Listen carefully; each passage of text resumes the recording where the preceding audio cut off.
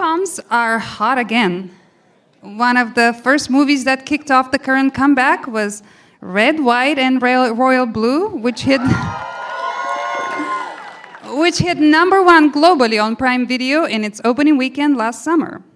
It follows the son of the US president and a British prince who start off as enemies before becoming friends and then more than friends. Please welcome the film's producer, Sarah Schechter, and star Zakhar Perez.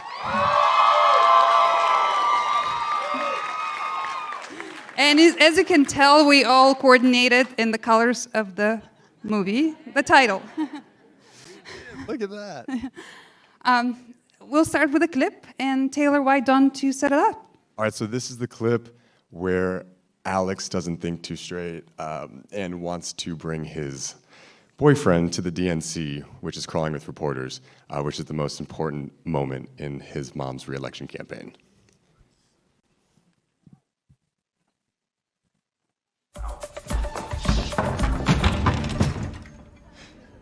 Good morning.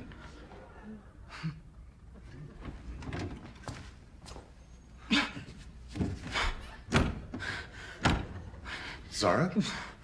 Breathe. Don't you tell me what to do. Do you want to sit? Okay. Where do you want to go? Here? Yeah. Oh, there? Okay. Yeah, fine. I'm fine. Oh, okay. How long has this been going on? Since New Year's. Oh, God. And who knows about this? Literally no one but you. And the Secret Service. And Percy. Right, and Nora. Oh, and I told my sister. Oh, I didn't know that. Yeah, she was really happy for us. Oh, I can't wait to see her again. She's really... Okay, shut up, okay? The both of you. I need to think. Oh. Please don't tell my mom. Seriously?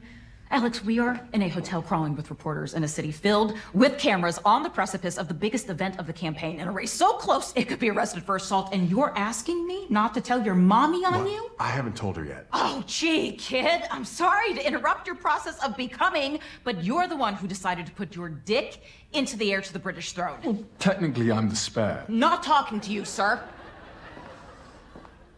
Oh. Okay.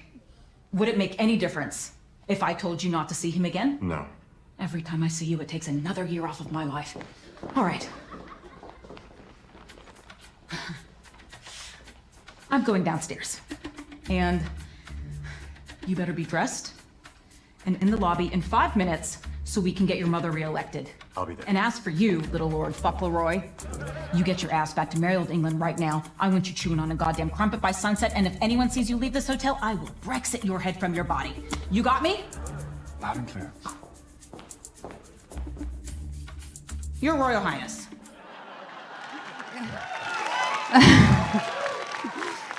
We had the great Sarah Shahi as the Deputy Chief of Staff, and Nicholas Gallatin as Henry, opposite Taylor. Sarah, there was a big bidding war for this book 4 years ago, and you and Greg Berlanti, the other producer, went in really hard. Why did you think that it would be a great movie? I mean, Casey's book was just such a delight, and this was, I think, that orange guy was still president, and it was pretty dark. It was a dark time in our nation's history, and this book delivered a real kind of just sunshine and light and love and humor, and it just made you feel good. And what they wrote was unbelievably charming, and I think the world needed more charm. And so Alex and Henry were just so well drawn, and the book was so delightful. It was before it was published, so we met Casey. They were living in Colorado at the time, and and Amazon was incredible. Jen Psaki and her whole team stepped up in such a massive way, and they always treated this book like a really big deal, a really big book that needed to be a really big movie. And I just want Jen to get all the credit in the world for that, because everyone doesn't think that way. And she really saw the potential in the book. So we were just very lucky to get it. We were very passionate. our executive, Mike McGrath, was the first to read it, and he was like, I'm almost embarrassed to talk to you about it because it's pretty sexy. And he's like, I don't know how to tell you the plot exactly. And I was like, let's just one chapter at a time. And then I read it, and we all flipped out for it, and so did Greg. So we were just very lucky. And the chemistry, as we saw on screen between Alex and Henry, actually between Nicholas and Taylor, is what made this work. How did you mix them and match them? Who got cast first? Nick was cast first, and it was always about the chemistry, and it was always trying to finding Taylor was later in the process, and we were so lucky and relieved, honestly, and it was so clear. But it was during COVID, so we had to do chem reads and auditions always on Zoom. So there wasn't really a sense, we didn't know for sure until we got to rehearsals, and you guys both got to London, but they were both, honestly, they're both individually so charming, especially Taylor, because he's here, and so it wasn't hard to imagine that these two actors would be great together, and they're both such kind human beings. So how was that Zoom test? Did you kind of know when you did that Zoom test with Nicholas? Zooming's tough. You know, I think after that, after COVID, during COVID, when we had to audition kind of in a vacuum and just send it off, and then every chem test we had was on Zoom. You just really have to find something about your acting partner that connects you, because you're staring at a screen. Like, you're really not connecting like we're connecting right now, eye to eye. Truly, you know, he has a screen, I have a screen, and then there's miles and miles between us. And so I came from the East Coast on a flight, and they're like, hey, we'd like to do a camera read with you on Monday. I said, okay, I'm at a wedding right now. I'll be home Monday morning. They're like, okay, 1 p.m. So I got off the flight, went to my sister's apartment, set up on her kitchen counter, and was like, all right, go time. And we just made it happen. What scene was that you read? Oh, which scene? We did the, Was it the closet? No, it was I flew across an effing ocean. That one. Okay. That big scene, the big Fight. And then there was one more that I can't think of what it was. Actually, that's a very good segue, because we were going to be talking about the big moments of your character, because Henry kicks things off with the surprise kiss at New Year's, but it is your character, Alex, who does the heavy lifting in that relationship and flies across the ocean and walks in the rain and gives that impassioned speech. Did you use any romantic movie references? Because that white shirt, wet, had a lot of Mr. Darcy vibes coming out. It did feel very Mr. Darcy. It felt a little Ryan Gosling in The Notebook. And I definitely watched some old school. I mean, 10 Things I Hate About You. I think in that realm of films, yeah, those are kind of things that what you watch growing up, and you're like, I want to make that feeling for this film. And what about, there was another big, the political speech. It's not political, the address, the television address, when your relationship is discovered by a scheming reporter, like, I want to apologize on behalf of journalists everywhere, that it was a very strong speech, and it felt like it could be given by a politician. I know you dabbled into political science, but did you model it after? Did you watch a lot of speeches by real politicians? Yeah, it was so tough, because sometimes when you watch politicians, they get into their cadence, right? But I feel like Barack Obama was the best at giving speeches, and so I watched a lot of President Obama, because he was so kind of versatile when he spoke, and always kept my attention. And so I was trying to kind of channel that, but then sometimes they'd be like, "You're in a rhythm. Get out of the rhythm," you know. And because it's daunting sometimes when you're like addressing the nation, but then you also have a group of, like, the crew is just staring at you, like, on their phone, you know, like scrolling and stuff, and then you're like, "And world peace, You know, and so it was tough, but yes, I definitely modeled I after. think you started right when the text went out with the menu for lunch. So I think people had two values. But also, by the way, in defense of reporters, we also had some friends who, political reporters, who helped make sure that we had as much authenticity as we could in those areas. And Matthew Lopez, who comes from the theater, loves a monologue. So He loves a monologue. yeah. And before this movie, between those 4 years between getting the book and making the movie, there were a few romantic movies with gay characters that didn't do quite well as people hoped. Did you have any trepidations, and why do you think this one crossed over in such a huge way that we're getting, like, by now probably 200 million TikToks? I don't know. Those are the metrics, Sarah. Yeah, it's all about TikTok. Okay. I don't know, and I think one of my first bosses was a man named Alan Horn, and he would always talk about how at a certain point you just have to turn the movie over to the movie gods. And sometimes the movie gods smile, and sometimes they don't. So I don't know. I wish everyone success, and I wish everyone well.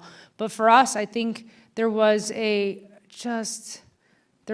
this is not, I'm not like subtextually subtweeting any other movie. I have friends involved, I think, in some of the movies you're referencing, but like, there's such joy in what Casey wrote. And I think that was what was most important for us to capture. And I think that, and I know how deeply Nick and Taylor felt a responsibility to the fans of the book and to Casey, and I think that really informed everything that we did, was really trying to make it for an audience we knew wanted to love it. So that's a different kind of pressure than telling an audience they should love something. But we were just so grateful. But that was always the guiding principle, was the fans.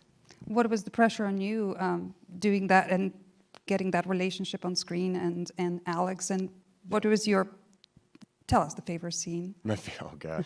I think through the years, I received a lot of just queer scripts that I was never like, wow, this is such a universal love story that everybody will enjoy. And after reading the book and this script, I said, oh, wow, like, this is a change maker. I think this is something that anyone, young to older can truly just enjoy it. And